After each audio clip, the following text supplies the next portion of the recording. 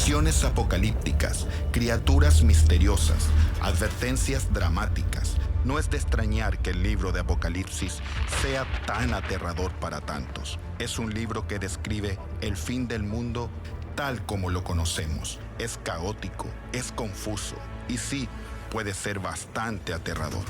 Pero el apóstol Juan no escribió este libro para infundirnos miedo. Lo escribió para darnos un mensaje de esperanza, consuelo y certeza. La esperanza de saber que Jesús tiene la victoria final sobre el pecado y la muerte. El consuelo de saber que Él vendrá nuevamente y hará nuevas todas las cosas. Y la certeza de que Dios volverá a morar con su pueblo.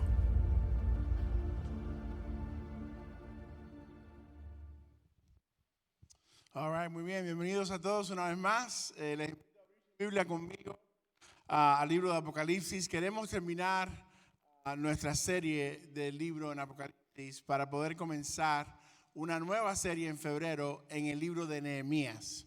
Hemos estado estudiando el libro de Nehemías y estamos emocionados por eso, pero no antes sin ver esta recta final de los últimos capítulos de Apocalipsis.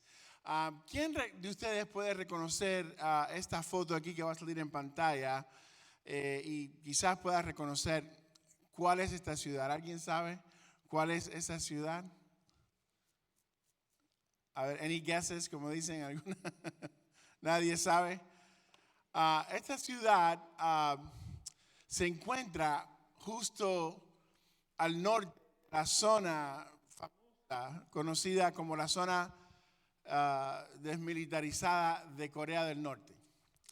Es una pequeña y pintoresca aldea que Corea del Norte la ha llamado Aldea de la Paz, pero Corea del Sur la ha bautizado con un nombre diferente. Corea del Sur la llama Aldea de la Falsa Propaganda. ¿Por qué? Porque la Aldea de la Paz fue construida por Corea del Norte a principios de los 60, justo después que el continente coreano se subdividiera entre norte y sur. Corea del Sur, por supuesto, se convirtió en un lugar de libertad, de prosperidad financiera e incluso uno de los mayores avivamientos cristianos que ha pasado en la historia pasó en Corea del Sur después de esto. Corea del Norte, en cambio, se ha convertido en una de las dictaduras más horribles y opresivas de la historia del mundo. Ahí, por supuesto, una Biblia es ilegal, ahí se cree en el ateísmo y demás. Pero si usted se para a observar del lado del surcoreano, y observa este pequeño pueblo en el norte de Corea, y lo hiciera con binoculares, lo que verías es impresionante.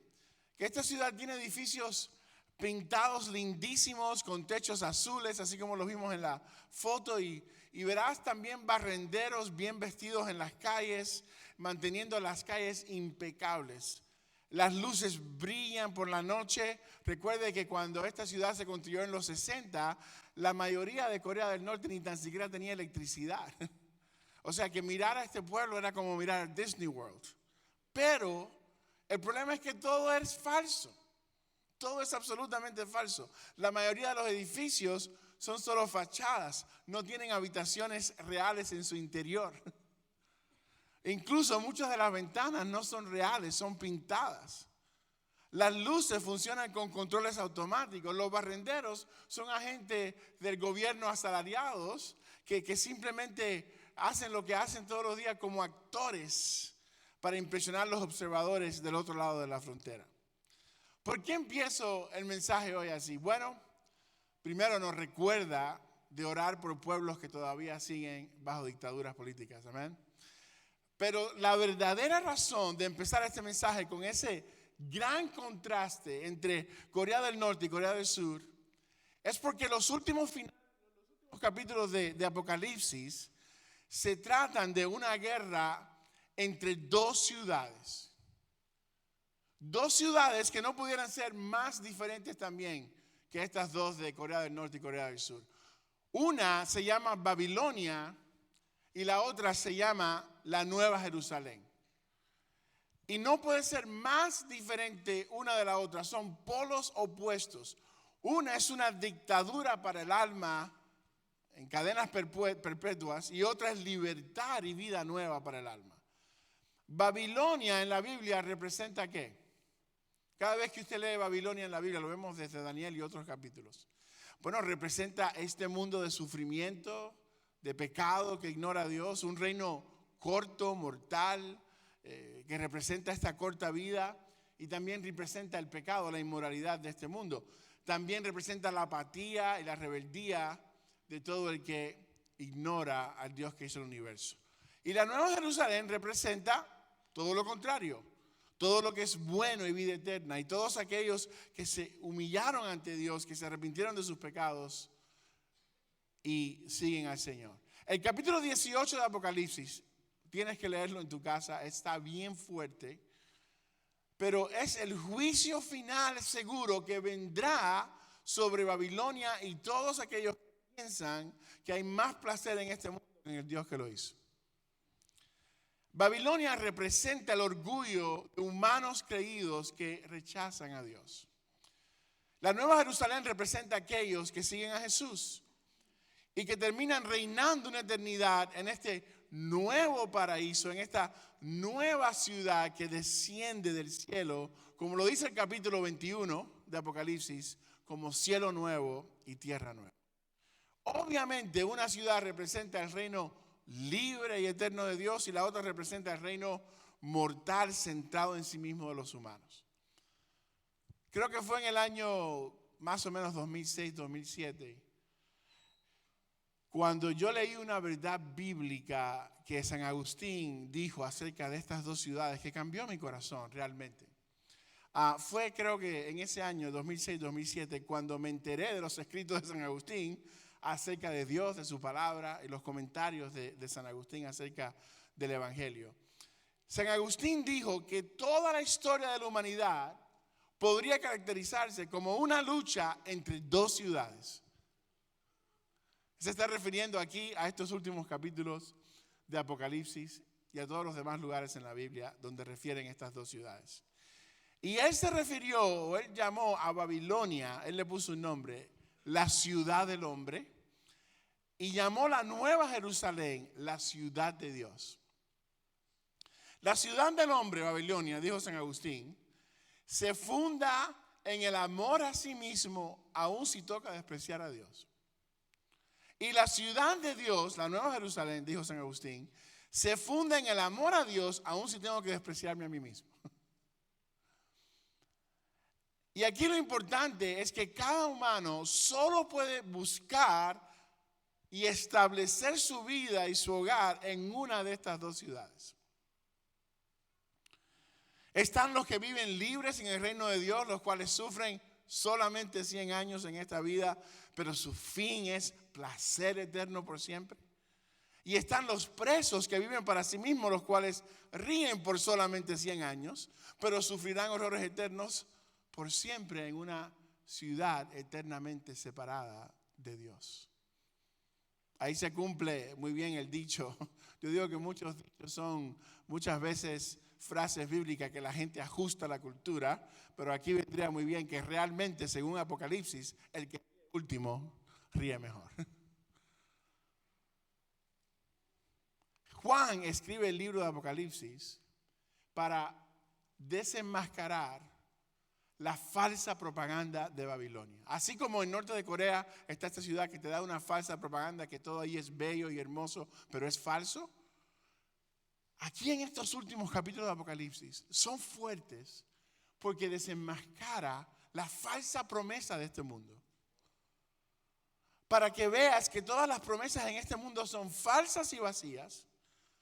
Y lo hace mostrándote cómo su fin, el fin de este mundo, el fin de Babilonia. Juan lo recalca en el capítulo 14. Después de hablar de la destrucción futura de este mundo, dice en el versículo 12, dice, aquí está la perseverancia de los santos que guardan los mandamientos de Dios y la fe de Jesús. ¿Qué perseverancia? Que ellos invierten en lo eterno, en la ciudad de Dios, porque lo temporal no solo dura cuando más 100 años, sino que también no te puedes llevar nada de aquí. Y al final este reino temporal de mal será destruido. Eso es lo que demuestra a los últimos capítulos de Apocalipsis. Ejemplo, si usted va a enviar a construir una casa, ya sea en la playa o en las montañas,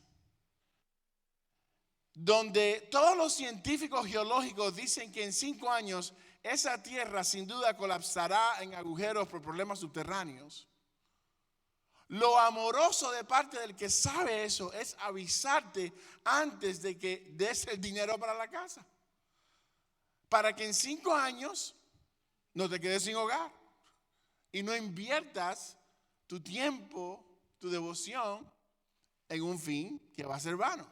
Y eso es lo que hace Juan en estos últimos capítulos de Apocalipsis. Nos avisa qué es lo que le va a pasar a este mundo para que no pongamos nuestra esperanza ni el peso de nuestra felicidad en este mundo.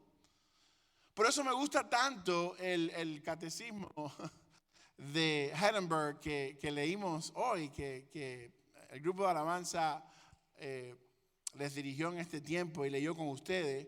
De hecho, yo le enseñé ese catecismo a mis hijos cuando eran pequeños. Hay un libro que se los recomiendo, se llama The New City Catechism, que este libro también existe en un app, en una aplicación celular, y es muy interactivo y es hermoso.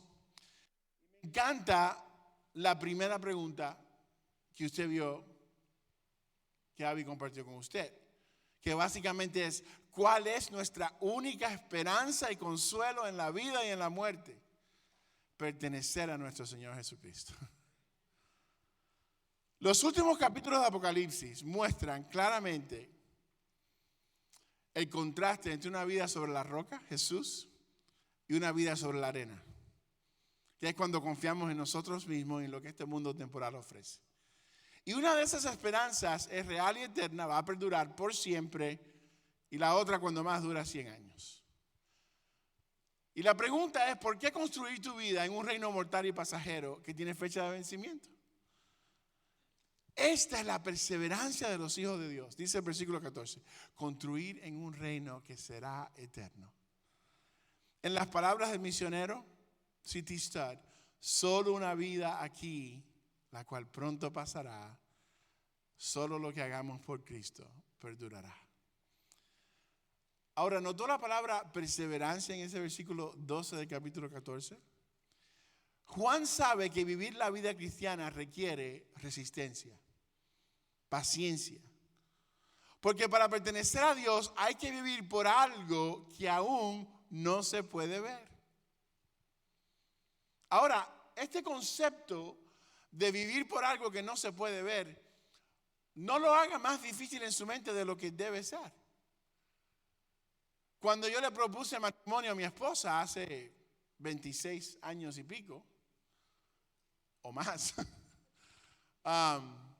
yo tenía un sentido de que ella me iba a decir que sí, pero también estaba preocupado que me dijera que no. ¿Por qué? Porque cuando yo le pedí que fuera mi novia 3 años antes, en vez de decirme que sí, me dijo: lo voy a pensar. Entonces yo estaba bien nervioso que ella me dijera: lo voy a pensar, que obviamente es un no todavía. Pero si te pones a pensar, muchas veces ponemos nuestra esperanza en cosas que todavía no vemos. Se requiere paciencia. Y Juan está diciendo: hey, esto requiere perseverancia, porque esta nueva ciudad, esta nueva Jerusalén, este paraíso, esta utopía que sí es real para los que mueran en Cristo, va a ser real, va a pasar sin duda, pero no lo vamos a ver todavía. Y es por eso que Hebreos 11 dice que la fe es la certeza de lo que se espera, la convicción de lo que no se ve. Y también dice 2 Corintios 4:18, a ver. Solamente dice: no mirando nosotros las cosas que se ven, sino las que no se ven. Pues las cosas que se ven son ¿qué? Temporales, pasajeras. Esos son los últimos capítulos de Apocalipsis. Las cosas que se ven son temporales. Pero las que no se ven son ¿qué? Eternas. Eternas. La Nueva Jerusalén es algo que está en el cielo y que algún día descenderá a la tierra. Todavía no está aquí. Aún no se puede ver. Y eso hace que vivir por ella sea difícil. Porque por contraste, Babilonia ya está aquí. Y su maquinaria de propaganda está a toda marcha. Alza su asta más alta que la nuestra. Lanza su propaganda por todas partes. Miras YouTube o redes sociales y la maquinaria de propaganda de Babilonia te golpea en la cara. Debes tener una casa más grande, un bote, un terreno, una casa en la playa. Y entonces serás feliz. Gente radiante, supuestamente feliz, que parece tenerlo todo. Babilonia incluso tiene algoritmos diseñados para adaptar su falsa propaganda específicamente a ti. Ahora en tu teléfono, todos los días, 24/7. Si crees que una linda casa, un cuerpo de Instagram y viajes son la clave para una vida feliz, esa es la propaganda que resonará en tu vida. Si crees que el romance, el sexo y un cuerpazo son la clave para una vida feliz, estás oyendo demasiada propaganda de cosas que sin duda se marchitan y tienen fin. Pero para renunciar a todas las seductoras promesas de Babilonia, de este mundo, es necesario tener una profunda convicción de que las cosas que aún no se ven son reales. Y Juan sabe que es difícil, así que quiere ayudarte a ver cómo termina Babilonia para que no te dejes engañar por sus falsas promesas. Así pues, los capítulos 14 al 18 tratan de la destrucción final de Babilonia y nos guían a través de los juicios de las copas, que son los últimos de una serie de 3 conjuntos de juicios que definen los 7 años de la gran tribulación. Mire ahora el comienzo del capítulo 16. Dice así, Apocalipsis 16:1. Y oí una gran voz que desde el templo decía a los 7 ángeles: id y derramad en la tierra las 7 copas del furor de Dios. No voy a profundizar en estos juicios de las copas porque son bastante similares en carácter a los juicios de los sellos y las trompetas que ya hemos visto y que ya les describí en un mensaje en detalle, una por una. Se puede poner al día con los mensajes de Apocalipsis en nuestra página de YouTube. Pero permítame hacer algunas observaciones generales sobre estos juicios en los últimos capítulos de Apocalipsis. Creo que no sé si soy yo o los muchachos del sonido, el micrófono se va y viene, por lo menos quizás soy yo algo, no sé si son las baterías o... Si está tomando nota, puede tomar las siguientes. A ver, número 1. En cuanto a los juicios de las copas, puede tomar estas notas. Los juicios de las copas son los más intensos de todos, porque son los últimos juicios. Cada ronda de juicios se ha vuelto más intensa que la anterior, si estás leyendo conmigo Apocalipsis en orden. Y representan la destrucción final de la causa de la rebelión en la tierra contra el buen Dios que la hizo. Si usted fuera Dios, es que Dios es tan paciente y misericordioso, hermanos. Si usted y yo fuéramos Dios y recibiéramos el constante rechazo de personas las cuales nosotros, Él como Dios hizo, sino que Él hizo un planeta para ellos y todo un universo para ellos, hace rato usted y yo no existiéramos. Pero Dios en su paciencia, por miles de años ha tenido paciencia con el hombre. Pero llegará un día donde no podremos contender más contra Dios. Llegará un día de juicio. Es por eso Yo no sé si usted se acuerda, hace un par de semanas que decíamos que el niño en el pesebre era el Dios que sostenía al mundo con sus manos. Pero ese niño en el pesebre, de la manera que él vino, no es de la manera que él regresará. Porque él vino como un rey siervo, no como conquistador. Pero él regresará con su mano poderosa para juzgar a los vivos y a los muertos, tatuado en su muslo, Rey de Reyes y Señor de Señores. Y allí se comprobará aún más que ese indefenso niño en el pesebre es el Dios que hizo las estrellas. Y en el pesebre sus manos eran indefensas, pero en su segunda venida, Apocalipsis, su mano será para juzgar a los vivos y a los muertos. Como rey vencedor y rey sobre todo.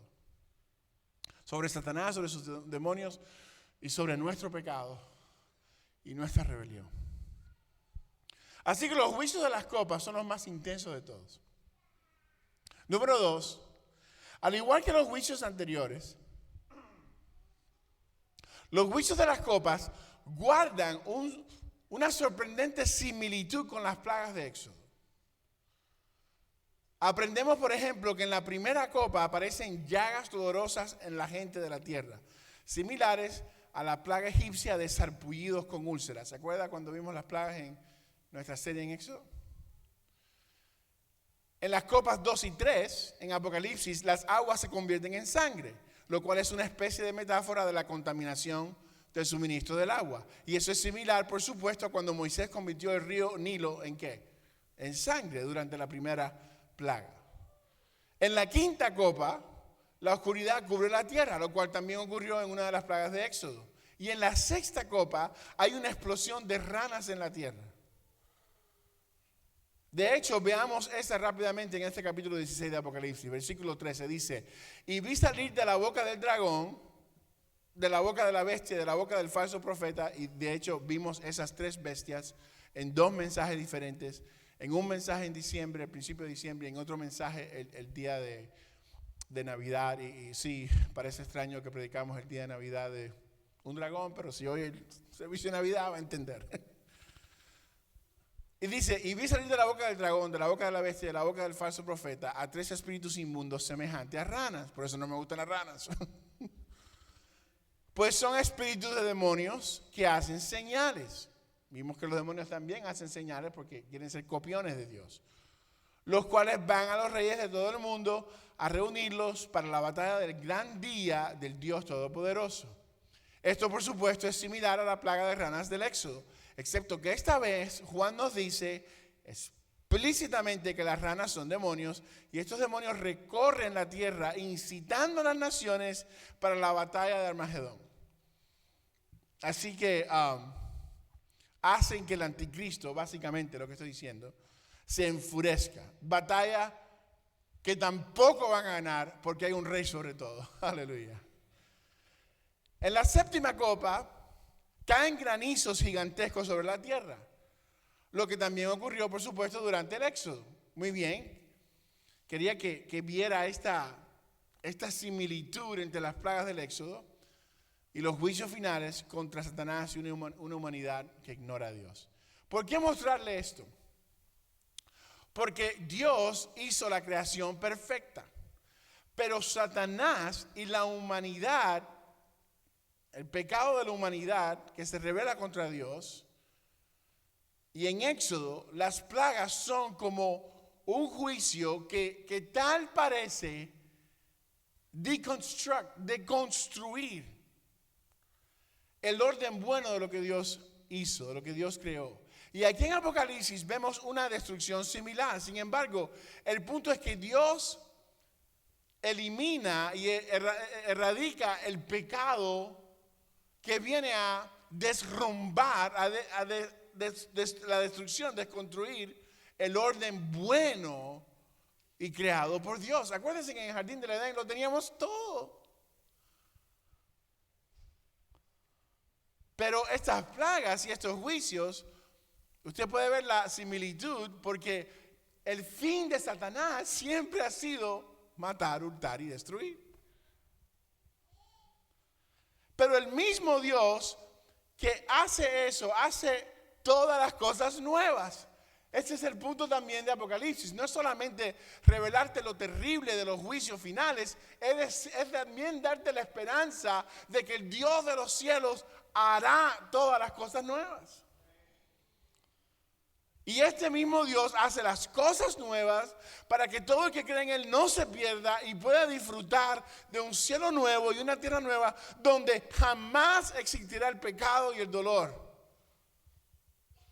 Donde jamás será destruida por lo que Cristo hizo por nosotros. Porque fue Cristo quien ganó ese botín por nosotros. Todo lo que perdimos por el pecado y rebelión contra Dios en Adán, lo recuperamos en el segundo Adán. Por eso Romanos llama a Cristo el segundo Adán. Porque diferente al primer Adán, Jesús, que es llamado el segundo Adán, no le falló a Dios jamás. Su nombre es Cristo. Él es, qué hermoso, ¿no?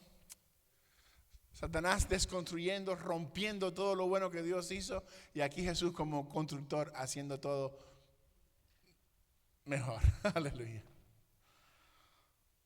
Para todo el que cree y se arrepiente. Habrá destrucción. Habrá destrucción porque hay nueva construcción. Eso te debe dar esperanza. Que habrá destrucción porque hay nueva construcción. Así como el que destruye una casita, pero es para hacer una mejor. Les he compartido que hay un show que me gusta mucho de unos constructores que hacen piscinas. Siempre he querido tener una piscina en mi casa. No me creo ballena, pero me gustan las piscinas. Y nunca he tenido una porque son muy caras. Pero algo muy curioso que estos constructores en HGTV dicen, me encanta, él siempre termina el deal, el trato con el cliente con una frase. Siempre me ha causado eso curiosidad. Él dice, bueno, gracias por su contrato para su nueva piscina, pero recuerde, antes de que se ponga mejor, se tiene que poner peor. ¿Y por qué él termina con esa frase? Porque la yarda hermosa, con césped verde, ligna, ahora van a venir unas máquinas y va a ser un hueco de lodo por 3 meses. Hasta que se termina la piscina en 3-4 meses y al final, ¡ay, qué linda! Pero el proceso es horrible. Se tiene que poner peor antes de ponerse mejor. Y una de las esperanzas más hermosas de Apocalipsis es, hey, se ha puesto peor por Satanás y por tu propio pecado, pero se va a poner mejor. Lo otro que vemos en los últimos capítulos de Apocalipsis es que, así como pasó con las plagas de Éxodo, habrá parte de la humanidad que aún con plagas, aún con juicios, se negará a arrepentirse. Apocalipsis te debe hacer sonreír, llorar. No sea usted uno de ellos. Todavía tienes tiempo de venir a Cristo hoy en arrepentimiento. Ojo, Dios no es el autor del mal. Dios solo permite a veces que experimentemos un poco de la consecuencia del pecado para que corramos a Él. Sin embargo, hay muchos que ni con eso se acercan a Dios, ni con las pruebas se acercan a Dios algunos. Cuando mis hijos eran pequeños, y yo no sé por qué los niños todos hacen lo mismo, que quieren tocar la estufa, la cocina, que está caliente, todos hacen así. Cuando ellos querían tocar la cocina, por supuesto que yo les decía, no, saca la mano de ahí, porque te vas a quemar, caliente. Pero pasaba que al rato, ellos intentaban lo mismo otra vez, porque así somos los humanos, testarudos, ¿verdad? Y cuando ellos venían otra vez a volver a tocar la estufa, la cocina, que estaba bien caliente y los iba a quemar, yo lo que hacía es que yo dejaba que la manito de ellos se acercara un poquito más al calor, vigilándolos por supuesto para que no se quemaran. Pero al ellos acercar la mano un poco más al calor y sentir el calor antes de quemarse, solitos ellos decían, caliente. Porque se dieron cuenta que el calor dolía. Y esa debe ser nuestra reacción a los desencantos y sinsabores de ese mundo y correr a Dios. Sin embargo, estos capítulos nos revelan, no solo las plagas en Éxodo, sino estos juicios aquí en Apocalipsis, que muchos no rinden su orgullo y no se arrepienten, aún con el calor de las pruebas. Como lo vemos en el versículo 9 y 11 de este mismo capítulo. Pero no entiendes que en vez de culpar a Dios por el mal, Dios más bien te deja probar un poquito del calor para que te des cuenta que hay caminos que al hombre le parecen bien, pero que su fin son de muerte, para que no te pierdas. Para que entiendas que si sigues a Cristo, vivirás. Miren los ejemplos del 9:11. Y los hombres fueron quemados con el intenso calor, y usted pensaría que el próximo versículo dijera, y por supuesto, después de ser quemado, no, olvídese de eso. Me arrepiento, perdóname, Señor, please. No. Blasfemaron el nombre de Dios, que tiene poder sobre estas plagas, que tiene poder sobre estos juicios, que tiene poder sobre nuestro pecado para librarnos de esto. Y no se arrepintieron para darle gloria. Y dice el versículo 11, blasfemaron contra el Dios del cielo por causa de sus dolores y de sus llagas, y no se arrepintieron de sus obras. Al igual que el faraón en Éxodo, el corazón del hombre es tan malvado que incluso después de todo esto no se arrepiente. Y siempre pensamos que la incredulidad es un problema de la cabeza, pero la Escritura dice que primero es un problema del corazón. Nos inclinamos a no creer con la cabeza porque en el corazón no queremos que Dios esté al mando de nuestras vidas. Queremos estar al mando nosotros. No queremos reconocerlo como Dios, que todo lo sabe y que conoce el mañana. Siempre decimos que no podemos creer debido a problemas aquí en la cabeza. Y decimos que si Dios nos diera una señal más, creeríamos. Pero es que Él bajó. Y aún así no le creemos. Descendió del cielo. Históricamente comprobado. La verdadera razón no es la cabeza, es el corazón. Y eso significa que no importa cuántas señales recibamos, hasta que no te rindas, no podrás ni querrás creer. Abre tus manos. Ríndete. Número 4, los juicios de las copas son el derramamiento de la ira de Dios. Esto es bien controversial, sé, hoy en día. Mira la segunda parte del versículo 19. Y la gran Babilonia fue recordada delante de Dios para darle el cáliz del vino del furor de su ira. Wow. Permítame decirle algo. Lo menos que usted quiere en la vida es la ira de Dios. Señalo esto porque se ha vuelto muy popular hoy en día y no voy a decir los nombres porque no es mi estilo. Pero hay muchos predicadores hoy muy populares, buenísimos comunicadores, que están diciendo que en realidad Dios no derramó su ira sobre Jesucristo. Hay muchos hoy que están minimizando la idea de la ira de Dios. Pero el amor incluye batallar contra todo lo que es antiamor, que sería pecado. Es decir, el verdadero amor incluye batallar contra todo lo malo, divisivo y destructivo. Muchos piensan que Dios debe ser un Dios que no odie nada, porque eso sería impropio de Dios odiar algo. Sin embargo, un Dios que no odia el pecado no sería un Dios que nos ama. No sería un Dios amoroso. Si Dios no odiara lo que nos destruye y nos separa de Él y la vida eterna, entonces no nos amara. De hecho, la persona que ama a Dios vive en guerra con lo que no honra a Dios, por amor a Dios. Eso me enseña a amar a mi pareja.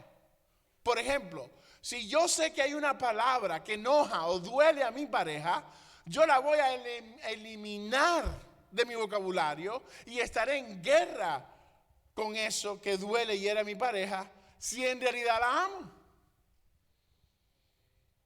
Es por eso que la palabra de Dios no solo dice que Dios es amor, dice Dios es amor y fuego ¿qué? Consumidor. Precisamente por amor consume todo lo que va y está contra él.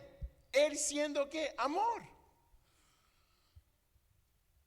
¿Qué más pasa cuando minimizamos la ira, que es el santo enojo de Dios contra el pecado? Es todo lo que es. Es difícil pensar que Dios se enoja. ¿Por qué? Porque Él es santo y nosotros no. Nosotros somos pecadores. Y cuando usted y yo nos enojamos por egoísmo, por pecado. Porque algo se mete en el camino de lo que queríamos hacer. Pero Dios no es como nosotros. Sus pensamientos no son nuestros pensamientos, sus caminos no son nuestros caminos. Él es santo. Y cuando Él se enoja por bien, no por mal. Pero ¿qué más pasa cuando minimizamos el enojo de Dios contra el pecado, la ira de Dios? Que tomaremos al pecado a la ligera. Si piensas que Dios no se enoja contra el pecado, tomarás el pecado a la ligera. Y no hay manera de simultáneamente tomar el pecado a la ligera y tomar a Dios en serio.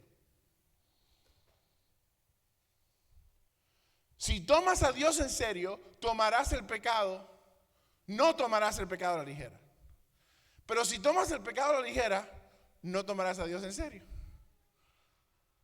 Pensamos que el pecado simplemente entristece a Dios un poquito y ya se le pasa.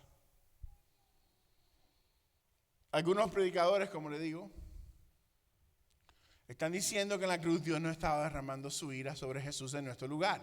Que en realidad lo único que Dios estaba haciendo en la cruz con Cristo era demostrar la profundidad de su amor por nosotros y nada más.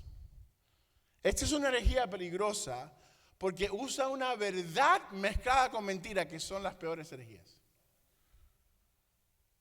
Sí, es cierto, por supuesto que en la cruz Dios estaba mostrando su amor por nosotros, porque no tenía ni que descender.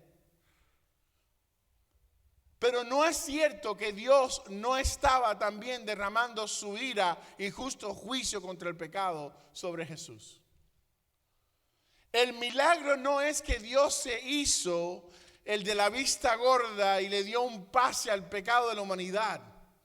De Dios haber hecho eso, no fuera un juez justo, no sería santo. El milagro está que al Dios derramar su juicio, Jesucristo, sin tener que hacerlo y sin Él haber pecado jamás, intervino y se hizo nuestro sustituto en la cruz que nosotros merecemos. Ese es el milagro. Dios sí estaba también derramando su ira en Cristo en la cruz por nuestros pecados. La paga, the earnings, the wages of sin son muerte. Y yo sé que la siguiente verdad que les voy a decir es fuerte, pero les amo y prefiero darles una verdad fuerte que una palabra suave que te engañe. La cruz no es tanto una señal de nuestro valor, sino de nuestra gran depravación. Que hay tanto egoísmo y pecado en nosotros que la única manera que podíamos ser salvos era que el perfecto Hijo de Dios se dejara aplastar bajo la ira de Dios que nos correspondía a nosotros, pagando esa ira allí en nuestra cruz, pagando nuestro castigo en la cruz. O sea que la cruz no es solo un símbolo del amor de Dios al tomar nuestro lugar allí en esa cruz. La cruz es también un despliegue de la gravedad de nuestro pecado contra Dios. El punto es que el odio de Dios hacia el pecado no se opone a su amor. Es una extensión de su amor. Porque el odio de Dios es el único que se opone solamente contra lo que nos separa de Él y de una vida eterna con Él en un mundo donde no hay más llanto ni más dolor. Lo que está diciendo Apocalipsis con estos juicios. Cuando amas algo, odias lo que destruye. Dios no lo quiera, pero si uno de mis hijos ahora fuera diagnosticado con una enfermedad mortal, terminal, yo odiara esa enfermedad. por amor a ellos. Dios ama y se preocupa tanto por ti y por mí.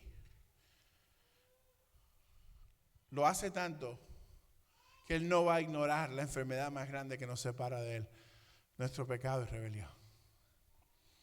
J.I. Packer explica que la ira de Dios es su firme oposición a todo lo que es malo. Mire qué lindo eso, ¿entendió? ¿Entendió eso? La oposición contra lo malo es exaltar lo bueno. Amén. Porque si la oposición fuera contra lo bueno, contra Dios, eso exaltaría todo lo malo. Cuando la ira de Dios se levanta, es la oposición a todo lo malo para nuestro bien. La ira de Dios no es lo opuesto al amor, su ira es la exigencia justa que busca eliminar todo lo malo en nosotros y fuera de nosotros que nos impida disfrutar de su amor. Su ira es buena.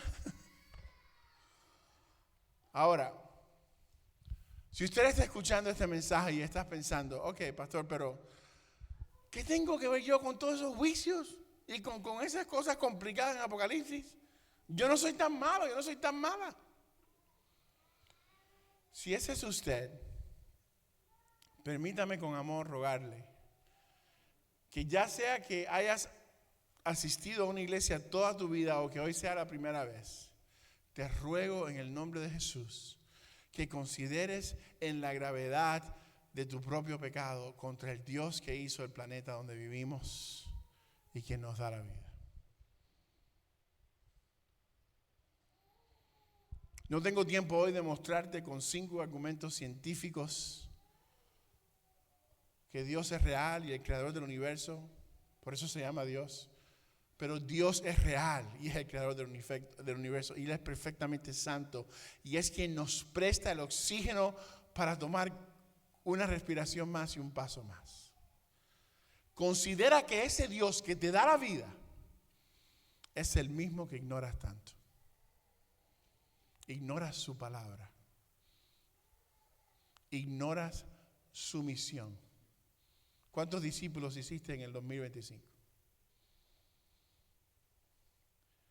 Es tan misericordioso que aún ignorándolo, nos da vida. Y no estoy tratando de hacerte sentir mal, solo quiero que veamos que merecemos juicio por ignorar y pecar contra el mismo que nos da vida. Y lo que quiero es que veas la inmensa gracia de Dios contigo y conmigo en no habernos destruido todavía. Apocalipsis es un todavía. Si has dado cabida secreta a la arrogancia, aunque no se lo digas a nadie, y te sientes internamente moral, más que algunos, yo te ruego que leas el sermón del monte de Jesús que está en Mateo esta noche. No se haga ilusiones falsas. Espiritualmente hablando, todos somos adúlteros en necesidad de un Salvador perfecto cuyo nombre es Jesús. Si piensas que no eres tan mala persona, la pregunta es, ¿comparado a quién? Porque en nuestro orgullo siempre nos comparamos con alguien que consideramos peor que nosotros. Olvidando que el estándar es Dios, el único que puede ser el estándar de todo lo bueno, porque es el único que es bueno y perfecto. El estándar de cuán bueno uno debe ser tiene que ser perfección. ¿Por qué? Porque de otra manera todo el mundo tendría diferentes estándares y niveles de bondad y cualquiera fuera bueno porque no hay un estándar. Imagínense que en una final o en un partido de fútbol venga uno de los jugadores, patee el arco hacia la derecha y diga gol. Y la gente, ¿qué gol ni gol? Si eso fue fuera. No, para mí el arco estaba ahí y fue gol. No se puede porque no hay un estándar. O imagínense que en Estados Unidos pasen una ley ahora que diga, ¿sabes qué? No hay más estándar de salario mínimo. Ya no son $8 la hora. Cualquier salario, no hay estándar de salario mínimo. Entonces, ¿qué va a pasar? Que alguien va a decir, bueno, entonces voy a pagar a la gente $1 la hora. Porque a aquel le paga 75 centavos. Yo soy bueno. Ese es el problema cuando no hay estándar. De modo que el estándar de todo lo que es bueno es Dios. Porque es de Dios de donde mana y sale todo lo bueno, y es solamente Dios el único que es perfecto. Así que cuando usted piensa que es bueno o buena, eso es basado comparado a quién. Porque si te mides con el estándar, el cual es Dios, entonces no pensarás que eres bueno o buena. La ley de Dios es perfecta y nosotros no, y ahí está el problema. La ley de Dios fue dada para revelar nuestro pecado. Por eso dice Romanos 3:20 que por las obras de la ley ningún ser humano será justificado delante de Dios. Porque por medio de la ley es el conocimiento del pecado. La ley de Dios es el estándar correcto para que realmente puedas ver cuál es el verdadero contraste entre tu mente y corazón y lo que es verdaderamente bueno y puro, que no es nuestra mente y corazón.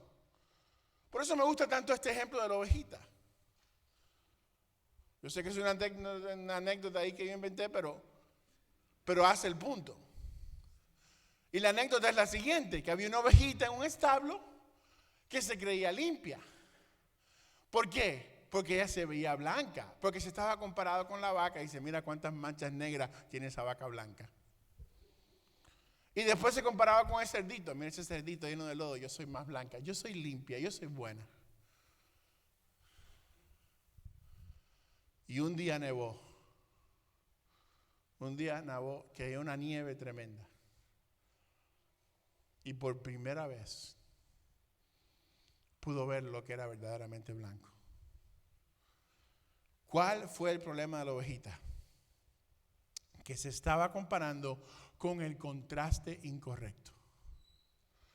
Porque cuando vio la nieve, cuando vio lo que era verdaderamente puro, cuando vio la pureza real de Dios, sus ojos fueron abiertos y pudo ver la verdad, que estaba lejos de ser bueno o buena. Quita tus ojos del contraste incorrecto, el estándar es Dios. Cuando Dios le dio los 10 mandamientos a Moisés, su propósito no fue mostrarnos cómo podemos ser perfectos y entrar al cielo por nuestras propias obras. De hecho, si los 10 mandamientos se tratara de eso, Dios hubiera mandado los 10 mandamientos a Jesucristo.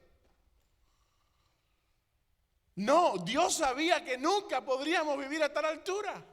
Él lo hizo para revelar su santa ley. Lo hizo para que viéramos los pecadores, que realmente somos pecadores y que corramos hacia el único que es bueno, hacia Dios. Que seamos esa ovejita que corra hacia una torre de verdadera santidad que se llama Cristo. Dios no te está pidiendo que tú mismo pagues por tu pecado. No puedes. Dios te está pidiendo que te rindas de todo corazón, alma y cuerpo y vivas para el único perfecto que descendió del cielo para pagar por tus pecados. Se llama Jesús. Y parte de nuestro pecado, al sentirnos que no somos tan malos, es que caemos en el engaño que nosotros mismos podemos aplacar y pagar la deuda por nuestros pecados con buenas obras. Pero no, las buenas obras que hacemos las hacemos en gratitud, en respuesta al Dios que hizo por nosotros lo que nosotros jamás podemos hacer por nosotros mismos. Perdonar nuestros pecados, reconciliarnos con Dios, ofrecernos vida eterna. De hecho, todo lo que hagas para Dios que no sea a la luz o en respuesta a lo que Dios ha hecho por ti en Cristo, entonces es un acto de orgullo, tú intentando de probarle a Dios que Él debe amarte porque mira lo bueno que tú haces. Pero eso es mentira. No hay ni uno solo bueno. Ni uno solo.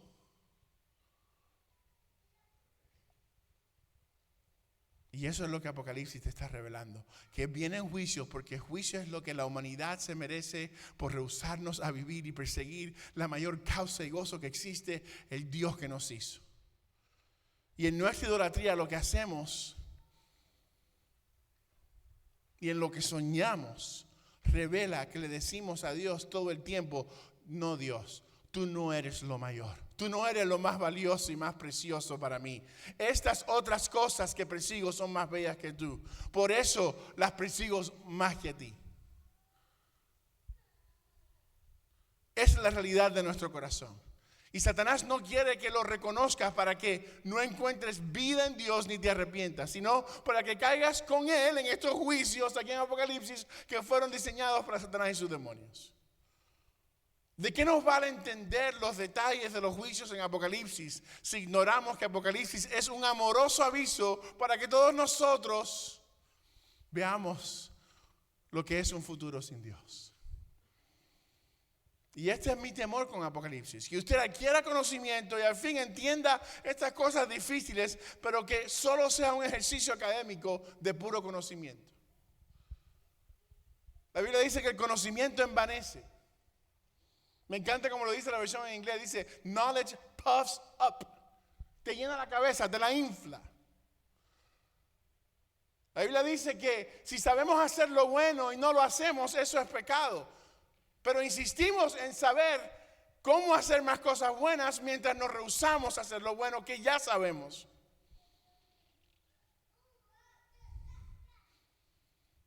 ¿De qué te vale en el desierto espiritual que es este mundo saber dónde tomar agua solo para adquirir conocimiento, pero después morirte de sed? No haría sentido. Así que quiero terminar este mensaje con algo que es de suma importancia y te ruego por amor tu atención. Escuche bien, para que quede bien claro para el mundo entero. No hay uno bueno. Si su nombre no es Jesús, si no es el Dios Trino, no lo hay. Y la infidelidad espiritual consiste en las aventuras amorosas semanales que tenemos contra Dios.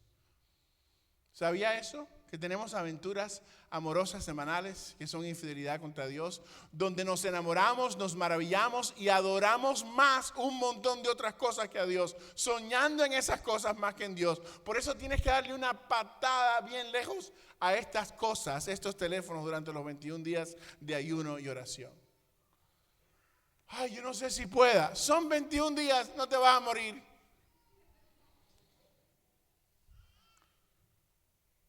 Y esto no es una falla moral abstracta. Esta idolatría en nosotros es una larga obediencia a la codicia que nos hace vivir engañados de que cuando tengamos eso ya nuestra alma va a estar en paz y feliz. Y deja un rastro atrás horrible donde tus hijos no ven que tú no vives para Dios. Una vida malgastada. ¿Sabes que solo toma par de grados? Par de grados. ¿Tú sabes qué es par de grados? Nada. Solo toma par de grados de que un barco, un crucero, solo toma par de grados de desvío para que termine en otro país y no en donde quiere terminar. Y nuestro corazón es así. Así que cualquier cosa que podamos decir acerca de la gracia de Dios, que no dé lugar primero a esta distracción con la cual vivimos, sería evasión, porque el primer problema que debemos enfrentar es la realidad de nuestro propio pecado y rebeldía contra Dios. Y la pregunta es, ¿por qué nos sorprendemos tanto al oír los pecados de otros o al oír que alguien más, quizás famoso, cayó moralmente? ¿Por qué nos sorprendemos? ¿Por qué nos sorprende tanto como si nosotros mismos no pecáramos? ¿Por qué te crees mejor que tu hermano o tu hermana? Esa conmoción que nos da por los pecados de otros es lo que delata orgullo en nuestra propia vida. Ese shock delata lo creído que somos y lo ciegos que estamos a nuestro propio pecado. Yo no vengo aquí a adorar porque yo soy bueno. Yo no sirvo al Señor porque yo soy bueno. Yo vengo aquí porque no merezco la gracia y el perdón de aquel que me salvó. Cuando oyes que alguien más cayó en pecado y piensas, Dios mío, ¿cómo pudo pasar eso? Estás diciendo, yo nunca hubiera hecho eso. That is not true. Dios no está de acuerdo contigo en Gálatas 6. De hecho, toda la Biblia no está de acuerdo contigo. Porque si hubiera una manera de salvarte y Jesús no hubiera tenido que venir a la tierra, créeme, no hubiera venido. Pero lo hizo, descendió del cielo. Él mismo, Dios descendió del cielo. Y no vino por justos que se portan bien. Él dijo que vino por pecadores, de los cuales yo soy el primero. Por eso es que no puedes ver a Jesús como un ejemplo y decir, oh, voy a ver a Jesús como un ejemplo, imitarlo, y por yo imitar a Jesús voy a ser salvo. No. Jesús no es un ejemplo solamente. Jesús vino para hacer algo que tú no puedes hacer. Jesús es el camino. Nuestra confianza está en Él. Cuando caes en shock por el pecado de otro, casi siempre eso indica que la subcultura cristiana aún opera con una antropología, un humanismo demasiado elevado en lugar de humilde. Decimos creer en la profundidad de la fragilidad humana, pero rara vez creemos que se aplica a nosotros mismos. Por eso mentimos cuando alguien nos pregunta, ¿cómo estás? Bien, mentira. Por eso vives una vida donde tus conversaciones son superficiales y no hay confesión.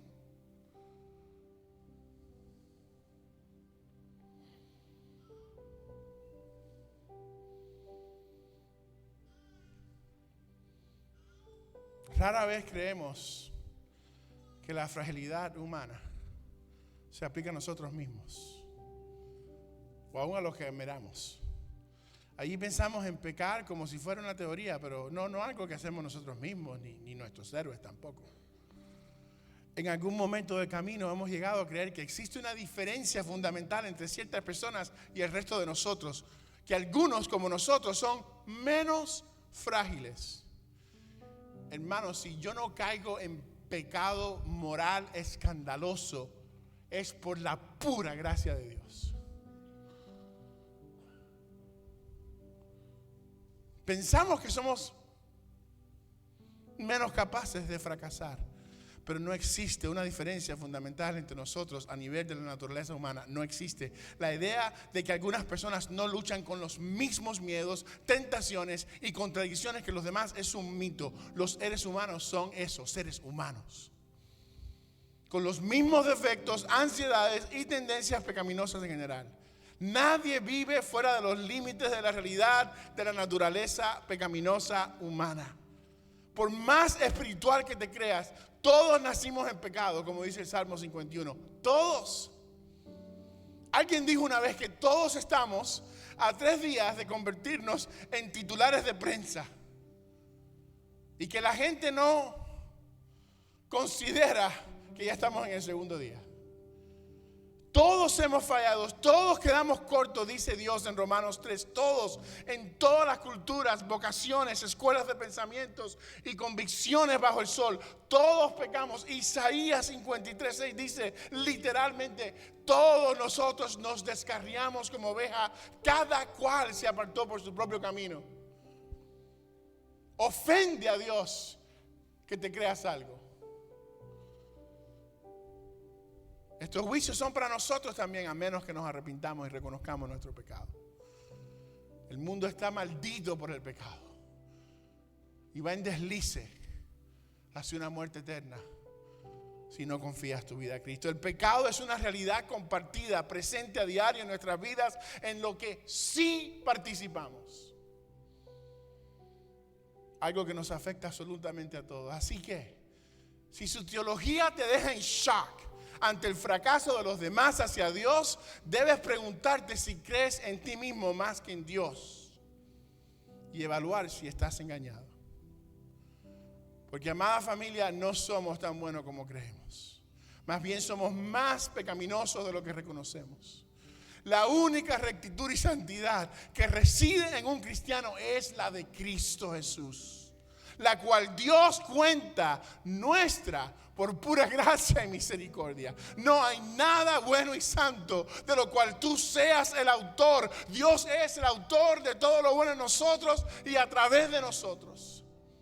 Pídele ojos a Dios para que lo puedas ver, para que veas tu pecado, de manera que corras a las aguas del bautismo y corras a Él cada mañana cuando veas que si abriste los ojos, esto también fue un acto de su gracia. Y parte del asombroso Cristo Jesús y su inmensa gracia es que, mira esto qué lindo, abarca tanto el pecado de adulterio como el pecado de quien menosprecia al adúltero. Por eso en esta iglesia hay lugar para esos dos severos pecadores: el que adultera y el que critica el adulterio sin darse cuenta que él también es un adúltero espiritual.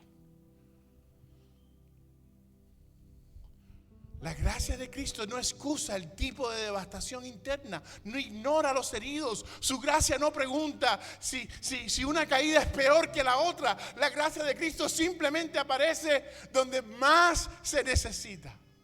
Sobre los escombros, sobre la traición, sobre todos nosotros, para reconstruir y hacer todas las cosas nuevas. Porque Cristo es el único que destruye el pecado. Y decidió descender y destruir el pecado en vez de nosotros. A menos que sigas ignorándolo y no creas, entonces estos juicios son para ti. Y no son para mí, no porque yo sea mejor que tú, sino por la gracia de que Él en su bondad me regala arrepentimiento. Aún el arrepentimiento es un regalo de la gracia de Dios. Así que, amada iglesia, nuestra actitud debe ser la actitud de Elías, que siendo alguien increíblemente íntegro, en contraste con Dios, en la presencia de Dios, dijo: estoy muerto. Hombre de labios inmundos, que sirve a un pueblo de labios inmundos. ¿Sabes por qué? Porque vio el contraste entre santidad y quien Él era. Y pudo decir como la ovejita al final: estoy sucio, por más íntegro que me crea. Debemos venir aquí impresionados, abrumados por la gracia de Dios. Debemos vivir impresionados, abrumados por la gracia de Dios que no merecemos. Eso es lo que nos hace vivir para Dios. Y sintámonos, como decía Spurgeon, lo puse en mis redes sociales hoy, mientras otros se celebran y se dan palmaditas en la espalda por su gran devoción, bla, bla, bla. Aquí me tengo que sentar yo delante de la cruz, sorprendido de que Jesús me salvó a mí, porque sabemos no lo merecíamos. Gracias, Señor. Oremos. Gracias, Señor, por tu palabra. Gracias por estos juicios difíciles de leer, pero juicios que merecemos. Justamente lo merecemos. Gracias por tu ley, porque es perfecta. Nos acorrala en una esquina para que reconozcamos nuestro orgullo, nuestro pecado. No para eliminarnos, sino para que reconozcamos que tu gracia es el único escape de tu santa ley. Tu misericordia y tu gracia, Señor. Y es un milagro, vuela mis sesos. Jamás podré explicar por qué tú nos amas, pero tú nos amas. Y por eso nos pides: ven a mí, sígueme. Yo te pido que todos los que están al alcance de mi voz, Señor, puedan realmente confiar en ti y solamente en ti.